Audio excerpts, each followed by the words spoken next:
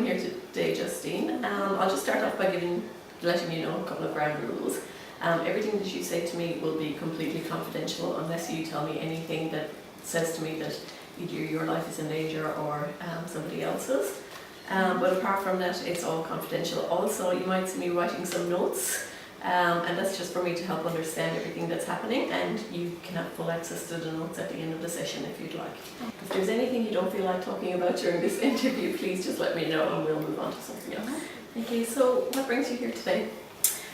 I'm going through a separation at the moment. My husband has left me, and he seems really depressed, and he comes back and says that he wants to be with me, and then he just leaves again, and I've got a teenage daughter who he's just not contacting, and so it's all falling apart at the moment. I'm sorry to hear that. Yeah. So it sounds like it's a very confusing time for you at the moment, with him coming and going and just with his depression in general. And he seems to be giving you a lot of mixed messages. Yes, very much so. And I'm being stupid and giving in to him when he comes back and says, he's just really playing with everyone's emotions, like our daughter as well. And I don't know what's going on. I don't know. I believe he's seen somebody about his problems. I don't know if he's on medication or there was one day I ran into him at the shops and he just stared right through me, like he didn't even know who I was, and that must have been very upsetting. And scary. Right. I just don't know what he's going through, and he's not sharing with anybody, and looking really scruffy, like he's never been like that before. And I guess I'm more concerned about how I'm dealing with my daughter. I don't think I'm doing a very good job at being stable for her. But, so it sounds, like since all this has happened, everything has become very unstable for you and your daughter, and probably for him as well. And he's coming back saying that he wants to be with you, saying he wants to be with the daughter, but then disappearing again without any warning. And then when you bumped into him in the street, that was also without warning, and just to see him so disabled gave you a shock. Yeah, very much so. Oh, so just give me a bit of background information about the two of you. How long have you been married, and is it just the one child? I've got a daughter from a previous relationship who I had when I was 19. I've been married for 15 years. And there's the other daughter as well. So one of my daughters is 21 and she's wasn't living at home. She's moved in since my husband's left. I guess that's financial reasons as well. So at the moment at home it's you and your two daughters. He left at Christmas time, just after Christmas, and I found out that he had been cheating on me with a girl from his work. That I went over to the place that he's been living at. He moved in with a friend of his and went over there, and the girl was there, and there was a confrontation. And I managed to control myself better than I thought. So really, you've had to be very strong for your two daughters to carry on despite your world falling down around you. Can you tell me what that's been like for you? Very difficult, because I don't think I'm coping. Right. And I just feel like I'm making it harder on them because I keep losing it. And when you say you keep losing it, what do you mean by that? Just in tears all the time. And I guess getting very verbal about my husband and my father. So it's very trying difficult. to keep that from them too. But so you're in a position where you have to be strong but contain your feelings. Yeah. When really you would probably want to just burst out in Yeah. tears. Yes, and tell them how it really is. Yeah. Yeah. I guess to his credit, he did sit down with the girls and me and told me and them at the same time that he had cheated. Right. Yeah, so that was one of the moments where we thought things were going Mhm. great. And yeah, then it And you thought that you might get back on track. yeah. So, and now it's he's come back again and said he does love me. He wants to work on it, and yeah, we're seeing each other on the weekend. Oh. Yeah. I So guess really. you start. Yeah, I don't know how the trust thing's gonna go. Okay. Yeah. Okay. So, in the middle of all this confusion, you understand that he is having an affair. He is seeing somebody else. He was. He was. I believe it's. Oh, okay. Yeah.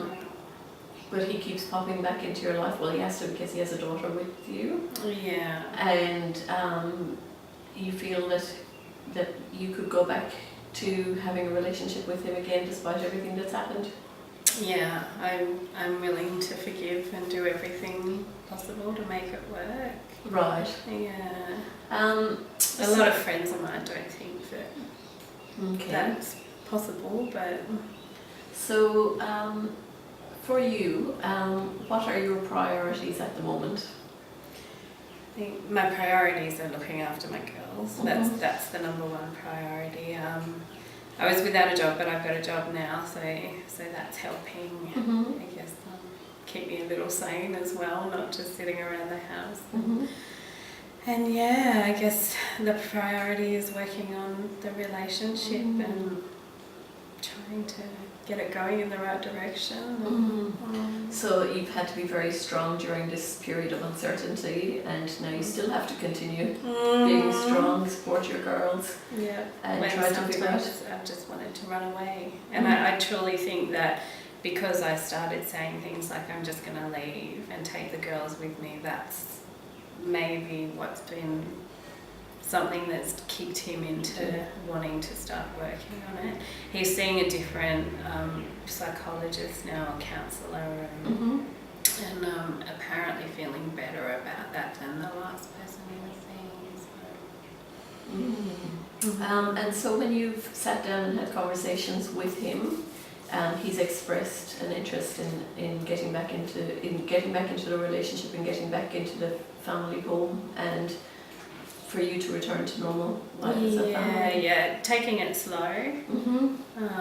Yeah, I think there's been too many hurtful times Mhm. that, yeah, I guess that's me being cautious as well. Yeah, but- well, you have to be cautious. Yeah, so taking it slow. I'm taking my daughter away for a weekend, and he's asked to join us as well. So yeah, that's a few weeks away. So And how do you feel about that? yeah, I'm happy to go with it as long as everything keeps going the way it is now. Yeah. I guess it's Yeah. only been a week or two, but Right, it's been a very short time. yeah. So, for you, if things become rocky again, what do you, can you see any situations that might occur to prepare yourself? You know, where he might become a little bit unstable again, and what would you do in those situations? Yeah, I don't know. I guess that's the one thing I'm not sure of what's set it all off. We both drink a lot, and friends of mine have expressed concerns about that, and that they think that in a relationship with the amount that we've been drinking, that it's probably a bit. And for you, is this drinking something that's happened since all these problems have occurred, or is it something that's been ongoing? It's been a bit of a lifestyle for us. Right, for both of you, so it's not Yeah. anything for you personally. Yeah, no, it's pretty much both. Yeah, I guess some of it's been a bit of a separate life because he's always doing his golf things on the weekend, and I don't know whether should have seen anything there going. So just to let me get everything straight. So you've been going through this traumatic relationship breakdown over the last couple of months, and you've been left raising your 2 daughters while your husband's been having an affair. But he seems to have come to his senses, and he's decided he wants to work things out. You've had to be very strong and hold the fort while he gets his act together, and you're both interested in reclaiming the relationship and getting back to where you were before, but one of the obstacles could be your drinking for both of you. So how do you feel when you're drinking? Is it something that you do as a social thing, or is it something? No, it's just even if I'm home alone, I'll do it. So, yeah. And are there any? Do you think there are any times when drinking contributes to the breakdown of your relationship? I think so. We have had problems in the past, and even though I know that I've been abusive to my daughter as well, not physically, but verbally, and I guess just going crazy with all the alcohol, but I know that I've done it, but I guess I don't admit it to anybody. And so that has happened in the past, and I believe that some of that has been my problem. But I think it's probably something I need to do more about. Right. So of an evening when you're in your family home, what are the thoughts that go through your head that makes you want to have a drink? I don't know whether it's just habit now.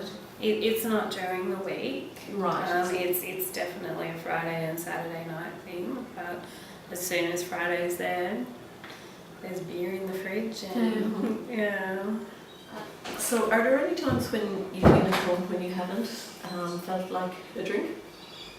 I don't. At the weekend? No. Pretty much it's the Friday night release, and But all these other times, you don't drink Monday to Thursday? No. And what does that feel like for you? Do you have any cravings, or is that a habit in itself? Yeah, I think that's a habit in itself. I guess I gotta keep everything going for the week, got work the next day, gotta cook dinner and do washing and I guess the weekend is a bit freer, so that's when I let myself go. In your mind, is there any way that you could maybe trick yourself into thinking that a Friday evening is still only a Thursday evening? I don't know, it's such a big countdown to Friday. It's a big countdown to Friday. Yeah, hard to do that. And for you, what are the benefits of drinking versus not drinking at the weekend, or drinking so much, not necessarily cutting down completely? So if you were to stop drinking on Friday evening, what would be the benefits for you? I would probably feel better the next day, and maybe go out and do more family things, and I always keep the house clean and get the housework done as well, but I don't know, you do feel better when you haven't had a drink the night before, and the head's not as fuzzy. It's just something we do the big countdown to Friday, and then as soon as it's there, that's first stop is the bungalow. And on a scale of 0 to 10, 0 being no importance and 10 being of high importance, how important would it be for you to cut down on it altogether? or just to cut down? I think it would be very important, based on our past, and I guess it's important for both of us to do it. Yeah. It's been many years that we've done it. It'll be interesting to see the dynamics of it all. Is there any, or are there any things that you could do together, maybe, without drink being involved? Do you have any hobbies or? Well, we like going to the beach, and we've always been outdoors people, and like swimming in the surf, and and I guess if we didn't drink, we could put money towards going out to have a dinner, or I guess having the one-on-one time as well. And outside of the house. So overall, you've been telling me that you've had a very traumatic time recently with the breakdown of your relationship. You've had to find an inner strength to carry on, for the sake of your two daughters, even though you've been getting very mixed messages from your husband. But now, after everything you've been through, there seems to be a light at the end of the tunnel, in the sense that you're communicating, and you might see a future together. Yeah, that's what I'm aiming for now. Hopefully his plans don't change again. I guess that's one thing that makes me nervous. But one of the obstacles in your way is both of you have a drinking habit, and you can see that it is creating problems for you in the relationship, but with a cost-benefit analysis, you can see that it would be better for your relationship, first of all, with your daughters, and secondly, with your husband, and for yourself, your own health benefits, to cut down at least. Trying to do it is the hard thing. That's all right. So you said that it is so that drinking impacts highly on your life, and you would scale it as a 9 out of 10 in importance. What little things could? You've already mentioned the things that you could do, hobbies that you could do, going to the beach, going out for dinner that might not involve drinking. Or anything else in any other things in your life that you could do that wouldn't involve drinking? No, I guess it's so hard to think of different things to do when it's been something you've done for so many years. And you always say you don't have the money to do things, but always getting it for the alcohol. Or the alcohol, yes. I used to be a smoker, so I know how that feels. Whenever I was broke, if I needed a cigarette, I would find the money to. I'm a smoker too, so I always make sure I've got the money for the smokes and the drinks. But you tend to not find the money to go in. I guess we like watching football. Oh, that's good. Maybe go and see some games, or and that's something you could do with your daughters as well. So spend some more quality time together. Beer as well.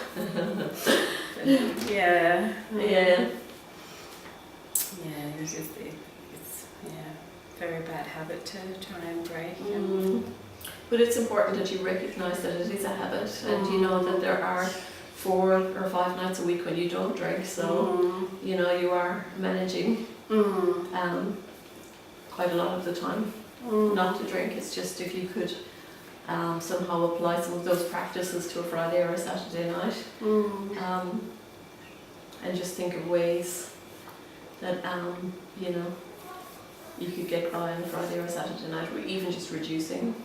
I guess that's one of the concerns about we're just seeing each other on the weekends, sort of doing things slowly, and what that's going to be involved, if that's... But it's something to look to You know, if you realise that drink is creating a problem in your relationship and you're trying to get your relationship back on track, it's one of the steps that might help.